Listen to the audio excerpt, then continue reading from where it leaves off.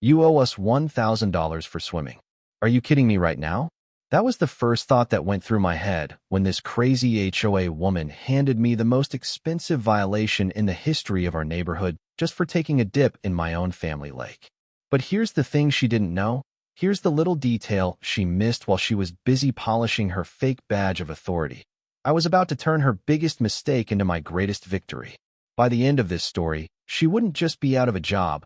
She'd be the one effectively paying me $5,000 every single year. And trust me, that isn't even the craziest part. What happens next, the layers of this onion that we're about to peel back, will make you question everything you thought you knew about suburban power trips. This gets so wild that Hollywood couldn't write a better revenge story if they tried. So, if you're ready for a ride that goes from petty neighborhood drama to federal conspiracies, sit back, grab some popcorn, and let me tell you how my quiet life completely imploded on a Tuesday afternoon. My name is Ethan Cole.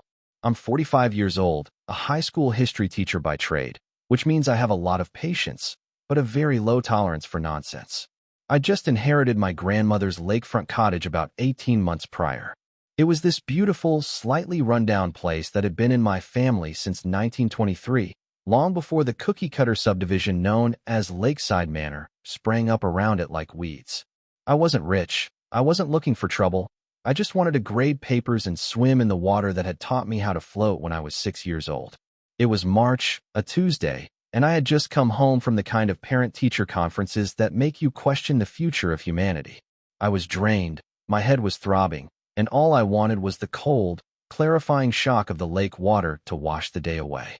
I dove in, swam my laps, and felt that tension finally leaving my shoulders. But when I surfaced, wiping the water from my eyes, I saw a silhouette standing on my dock. It was Linda Sterling.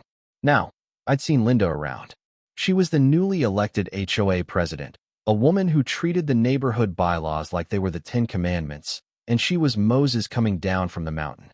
She was dressed in this immaculate white tracksuit that had clearly never seen a gym. Her hair was sprayed into a helmet of perfection, and she was clutching a clipboard like a weapon. "Stop right there," she barked, her voice cutting through the peaceful sound of the water lapping against the wood.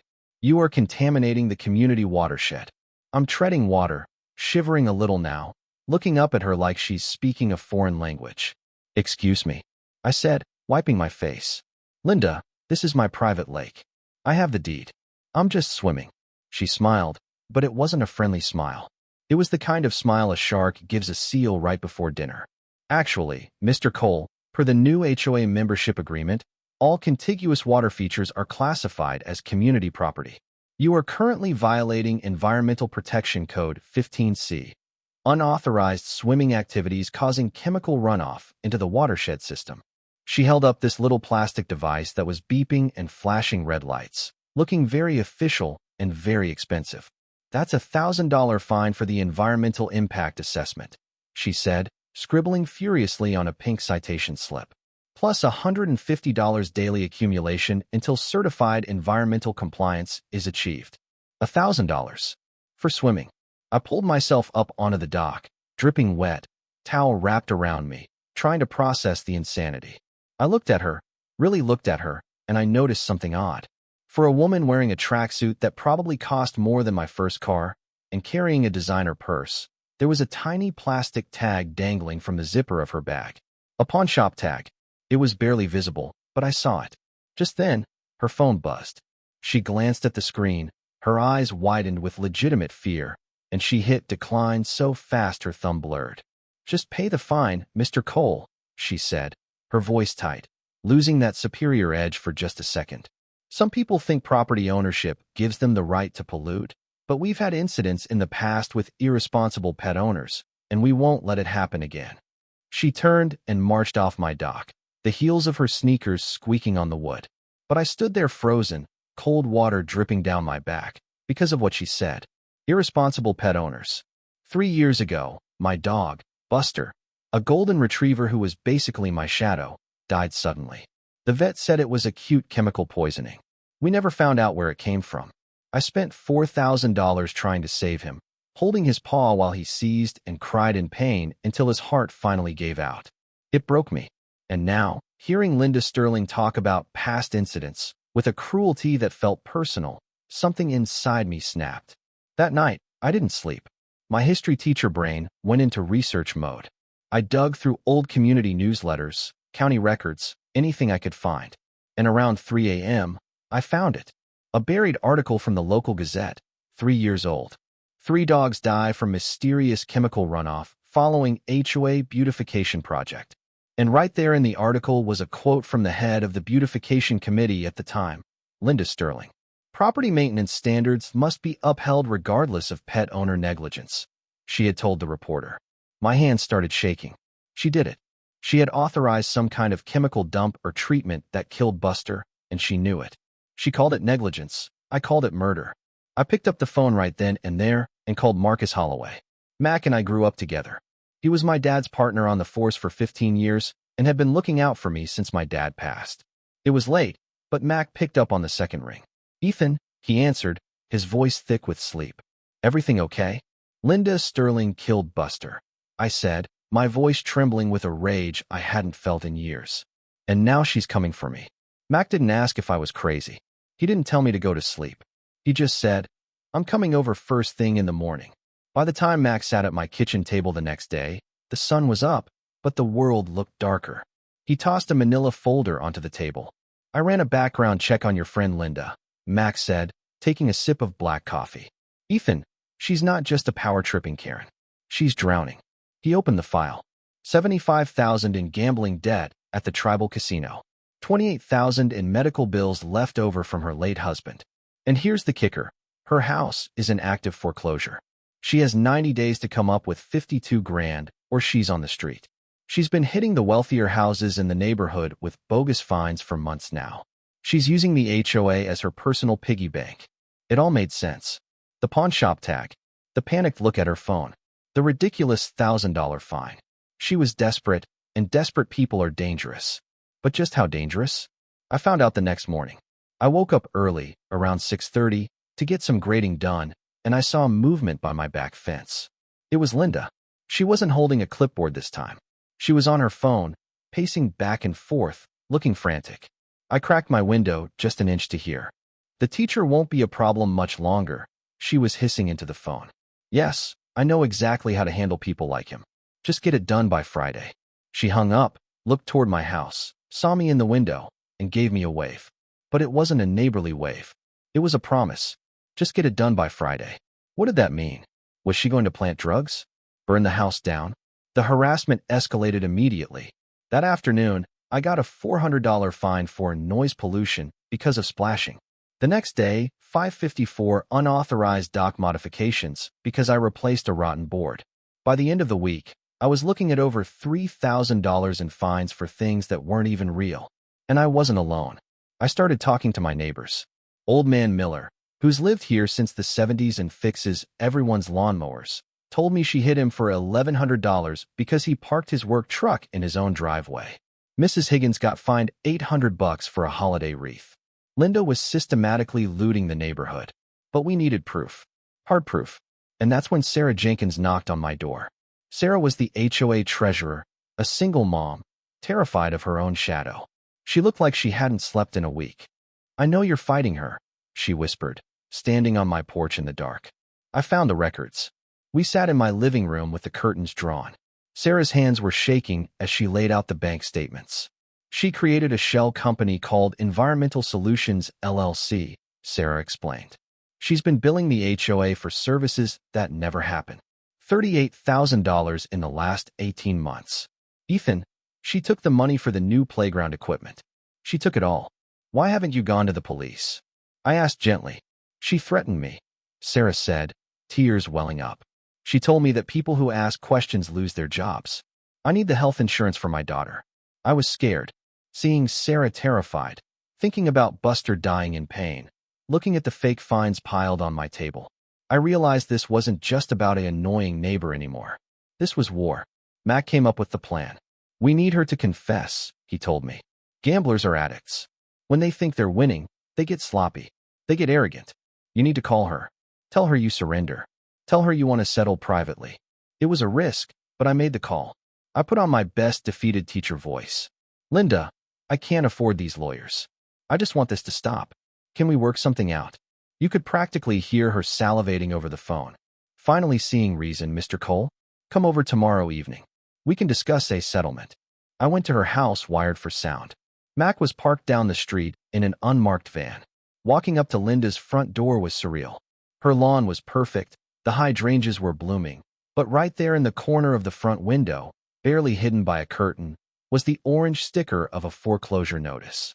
She let me in, acting like the gracious hostess, documents spread out on her dining room table next to that fake environmental testing device. I'm glad we can handle this like adults, she said, sliding a paper toward me. Since your property is the source of the contamination, a 50-50 shared access agreement seems fair. The HOA, meaning me, would control access rights to the lake. She wanted to steal my inheritance. She wanted half the lake. I forced myself to stay calm. I keep thinking about my dog, Buster, I said, looking her dead in the eye. You were in charge of the environmental stuff back then too, right? Her mask slipped. Just for a second, the polite neighbor vanished, and something cold and ugly looked out from behind her eyes. That dog was a nuisance, she snapped. He contaminated the water. Irresponsible owners endanger the whole community. I had to use extreme measures to protect our standards. Sometimes you have to cull the weak to save the property values. There it was. She admitted it. Extreme measures. Cull the weak. She murdered my dog and justified it as property management. And the money? I pressed, pushing my luck. The playground funds? Was that for property values too? She stood up, her face red. I found creative funding. I deserve that money for everything I put up with. You people have no idea. Bam! The front door flew open. Max stepped in, badge raised. Linda Sterling, you're under arrest for fraud, embezzlement, and criminal harassment. For a second, she just stared at him. Then she started screaming. Screaming about entrapment, about conspiracies, about how we didn't understand who she was working for. As Mac clicked the handcuffs on her, I felt a wave of relief so strong I almost fell over. But as they led her out to the squad car, I looked out the window. Across the street, a black sedan with tinted windows was idling. As soon as the police car pulled away, the sedan slowly followed. It wasn't a neighbor. It wasn't the police. And the hair on the back of my neck stood up. We thought arresting her was the end. We were wrong. The emergency HOA meeting the next night was a bloodbath. 78 residents packed into the community center. The room was split right down the middle. Half the room knew Linda was a crook. The other half, led by this older lady named Helen, thought Linda was a saint being persecuted by a vindictive newcomer, me. We are here to decide if we destroy an innocent woman's life. Helen shouted. She kept our property values up. She helped me with my groceries. The tension was thick enough to choke on. Then, Sarah stood up. Brave, terrified Sarah. She walked to the front of the room with a banker's box. She didn't shout. She just started passing out copies of the bank statements. She stole the playground money, Sarah said, her voice trembling but clear. She spent $38,000 at the casino. Here are the withdrawal slips. Here are the fake invoices. The room went silent. You could see the realization hitting people like a physical blow. The parents who had been waiting for that playground, the retirees on fixed incomes. The betrayal was absolute. We held the vote to remove her. It passed, but barely, 41 to 37. That scared me. Even with the proof, nearly half the neighborhood was so afraid of change, or so brainwashed, they voted to keep a criminal in charge. And then came the kicker. The HOA was broke. We had $1,200 in the account. We couldn't pay the electric bill for the streetlights, let alone legal fees. That's when I played my card. I'll contribute $5,000 annually, I announced to the stunned room, for community lake access rights. It's below market rate, but it keeps us solvent. The irony was delicious. Linda tried to steal my lake for free. Now, the community was paying me to use it, and I was using that money to save the organization she destroyed. But Linda wasn't done. She made bail the next day, $35,000 cash. Where does a bankrupt woman get that kind of cash? The harassment turned into terror. My car got keyed. Someone took a baseball bat to my mailbox. I got suspended from my teaching job because 12 anonymous parents filed complaints calling me unstable. I was sitting at home, suspended, watching my savings dwindle when the break-in started. Not smash and grabs. Surgical entries. I'd come home and find files moved. Drawers open just an inch. They weren't stealing, they were searching. Then came the night of the frogman. It was 3 a.m. I woke up to a sound at my back door. I grabbed the baseball bat I kept by the bed now and crept downstairs. I saw a shadow move across the living room. I shouted, flipping on the light. The figure bolted, not out the front door, but out the back slider, straight toward the lake. By the time I got to the porch, they were gone. But there, on my deck, were wet, muddy footprints. Flippers. Someone in full scuba gear had come out of my lake, broken into my house, and vanished back into the water. My neighbor Old Man Miller has security cameras. The next day, he showed me the footage. A figure in professional dive gear emerging from the black water like a Navy SEAL, spending 20 minutes inside, and slipping back in. That ain't a burglar, son, Miller told me, his face grim. That's a pro. What the hell do you have in that lake? The trial was a circus. Linda's lawyer was slick, expensive. Way too expensive for a woman in foreclosure. He played the jury like a fiddle. A grieving widow, he called her. A victim of a vindictive man. Linda cried on the stand, talking about her husband, apologizing for the accidental death of my dog. It was a performance worthy of an Oscar. I thought we were going to lose. I really did. But then Sarah took the stand with the financial records. You can fake tears, but you can't fake math. The jury convicted her on all counts. For years in state prison. As the bailiffs led her away, she screamed at me. You don't know what you've done. You don't understand what you're dealing with. And then I saw it. Her lawyer was talking to a man in the back of the courtroom. A man in a tailored suit, cold eyes, taking pictures of me with his phone. As I walked past, I heard the lawyer say, "The teacher is a problem. We'll handle it. We'll handle it." That phrase haunted me. But life has a funny way of pivoting. I was out of a job, but I had a story. I started speaking at local community centers about HOA corruption, then regional conferences. People were desperate for this information. I launched an online course, The Cole Method, Fighting Community Corruption. It exploded. Within 6 months, I was making more in a month than I used to make in a year teaching history. I wrote a book. I started consulting. And with the extra money, I bought Linda's foreclosed house at auction, turned it into a luxury rental. The Karen's Castle experience. It was petty, maybe, but it felt like justice. But the surveillance didn't stop. Private investigators were following me. I hired Mac full-time as my security. He found bugs in my office, trackers on my car. Someone with deep pockets thinks you have something they own, Mac told me. This isn't about HOA dues anymore, Ethan. This is corporate espionage. 2 years later, Linda called me from prison. Her voice was broken. I need to tell you the truth, she whispered. It wasn't just the gambling. They came to me, men in suits. They paid off my debts. They told me if I didn't force you to sell, they'd hurt my daughter. That's why I poisoned the dog. It was a warning. Who? I asked, gripping the phone. Who are they? I don't know their names, she sobbed. But they said there's something under your lake. Something worth killing for. Mineral rights. Rare earth deposits. Millions of dollars, Ethan. And they aren't going to stop. I dropped the phone. It all clicked. The scuba diver. The surveys disguised as environmental checks. The high-priced lawyers. They didn't want the cottage. They wanted what was beneath it. Mac took this to the FBI. Turns out, there was a massive investigation into a Nevada-based mining consortium that had been using corrupt local officials to seize land across 3 states.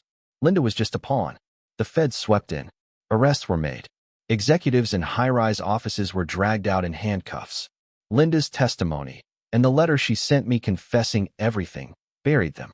I stood on my dock the day of my wedding. I married Judy, a woman I met at one of my seminars, right there by the water. The sun was setting, turning the lake into liquid gold. We used the restitution money from Linda to pay for the party. The whole neighborhood was there, even Helen, who apologized to me with tears in her eyes. I looked out at the water. It was peaceful, but I knew the truth now. Beneath that calm surface lay a fortune that had almost cost me my life, and had certainly cost Linda hers. Linda is out now. She works at a discount grocery store 3 towns over. She looks old, tired. I saw her once. She looked right through me like a ghost.